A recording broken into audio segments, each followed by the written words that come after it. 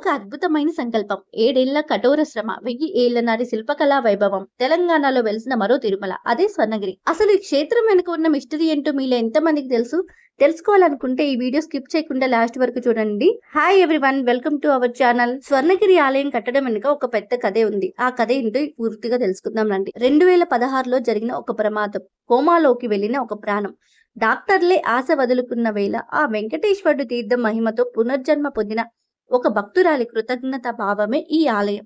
మానేపల్లి కుటుంబం తమ సొంత 22 ఎకరాల స్థలంలో రాజీ పడకుండా నిర్మించిన ఈ కట్టడం ఒక ఇంజనీరింగ్ అద్భుతం. ఈ ఆలయం పల్లవ, విజయనగర, చోళ మరియు చాళుక్య శిల్పకళా రీతుల సమ్మేళనంగా నిర్మించబడిందని ప్రతీతి ఉంది. ఇక్కడ స్వామివారిని ఉదయం 6 గంటల నుండి రాత్రి 9 గంటల వరకు అయితే ఇక్కడ స్వామివారిని మనం దర్శనం చేసుకోవచ్చు. కానీ మధ్యాహ్నం 12:30 నుండి 1:30 వరకు అయితే దర్శనానికి అలౌ చేయరు, క్లోజ్ చేస్తారు. సో చూసుకొని ఈవినింగ్ టైంలో అయితే స్వామివారిని దర్శనం చేసుకోండి. చాలా పీస్ఫుల్ గా అయితే ఉంటుంది. ఆలయానికి 4 దిక్కుల 4 రాజగోపురాలని అయితే మనం చూడొచ్చు. తూర్పు వైపున ఉన్న ప్రధాన రాజగోపురం 108 అడుగుల ఎత్తుతో అయితే ఉంటుంది. ఇక్కడ ఉన్న కంచు గంట సుమారు 1.5 టన్నుల బరువు అయితే ఉంటుంది. ఇది దేశంలోనే 2వ అతిపెద్ద గంటగా ఇక్కడ చెప్తారు. ఇక్కడ స్వామివారిని ప్రతిష్ఠ చేసింది 2024 మార్చి 6వ తేదీన త్రిదండి చినజీయర్ స్వామివారి సమక్షంలో ఈ ఆలయ ప్రతిష్టాపన అయితే జరిగింది. ఆలయ ప్రాంగణంలో 40 అడుగుల ఏకశిలా హనుమంతుడి విగ్రహం మరియు 120 అడుగుల హనుమాన్ మండపం ఇక్కడ స్పెషల్ అట్రాక్షన్ గా ఉంటాయి. ఇక్కడ ఈ టెంపుల్ ని తెలంగాణ తిరుమల అని కూడా పిలుస్తూ ఉంటారు. ఈ ఆలయాన్ని పూర్తిగా రాతితో నిర్మించారు. ఎక్కడ సిమెంట్ కానీ ఇనుము కానీ వాడకుండా ప్రాచీన పద్ధతుల్లో నిర్మించడం ఇక్కడ విశేషం. ఈ ఆలయంలో కొలువుదీరిన వెంకటేశ్వర స్వామి వారు ఏకంగా 12 అడుగుల ఎత్తుతో మనకి దర్శనమిస్తారు.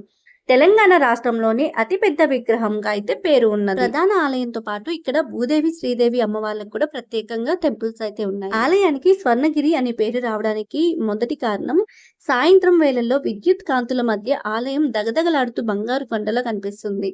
అందుకే ఇక్కడ ఈ ఆలయాన్ని స్వర్ణగిరి అని పిలుచుకుంటారు. ఇక్కడ స్వామివారికి ప్రతి శనివారం ఘనంగా పూజలు, అలంకారాలు, అలాగే అభిషేకాలు నిర్వహిస్తారు. ఈ ఆలయ స్తంభాల మీద దక్షిణ భారతదేశంలోని ప్రసిద్ధ రాజవంశస్థుల శిల్పకళా ప్రభావం కనిపిస్తుంది.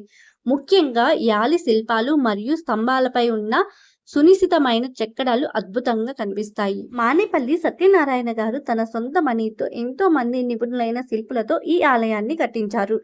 సాధారణంగా ఇలాంటి ఆలయాలు ప్రభుత్వం లేదా పెద్ద ట్రస్టులు నిర్మిస్తాయి.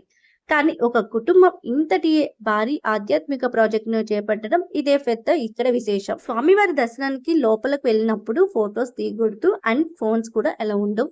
కానీ బయట మాత్రం మంచిగా ఫొటోస్ అండ్ వీడియోస్ అయితే తీసుకోవచ్చు. ఈ టెంపుల్ విజిట్ చేయడానికి మార్నింగ్ కంటే ఈవినింగ్ టైంలోనే చాలా బాగుంటుంది. లైటింగ్స్ తో చూడడానికి వీలు కుదిరిన వాళ్ళు మాత్రం ఖచ్చితంగా ఈవినింగ్ వెళ్ళడానికి ట్రై చేయండి. స్వర్ణగిరి క్షేత్రంలో ఎక్కువ మంది అట్రాక్టివ్ అయ్యే ప్లేస్ వచ్చేసి జలనారాయణ స్వామి.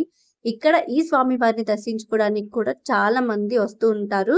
క్షీరసాగర మదనం సమయంలో లేదా వైకుంఠంలో స్వామివారు ఆదిశేషుని పడగల నీడలో పాలకడలిపై పవలించినట్లుగా ఇక్కడ విగ్రహాన్ని అయితే ప్రతిష్ఠించారు. ఈ విగ్రహం ఒక నీటి గుండం మధ్యలో ఉంటుంది. స్వామివారు నీటిపై తేలుతున్నట్లుగా, చుట్టూ జలధారలు కురుస్తున్నట్లుగా ఉండడం ఇక్కడ అట్రాక్షన్. పురాణాల ప్రకారం సృష్టి ఆవిర్భావానికి ముందు శ్రీమన్నారాయణుడు జలరాశిపై ప్రవలించి ఉంటారు. ఆ కారణ జలములో ఉన్న స్వామివారి రూపాన్ని భక్తులకు కళ్ళకు కట్టినట్లు చూపించాలనే ఉద్దేశంతో ఈ జలనారాయణ విగ్రహాన్ని ప్రతిష్ఠించారని ఇక్కడ ప్రతి టెంపుల్ మనకి భువనగిరి జిల్లాలో యాదాద్రి టెంపుల్ కి దగ్గరలోనే ఉంటుంది. ఎవరైనా ఇంతకు ముందు ఈ టెంపుల్ దర్శనం చేసుకుని ఉంటే మీ ఎక్స్పీరియన్స్ ని కామెంట్ చేయండి. వెళ్ళని వాళ్ళు మీ ఫ్రెండ్స్ అండ్ ఫ్యామిలీతో ప్లాన్ చేయండి.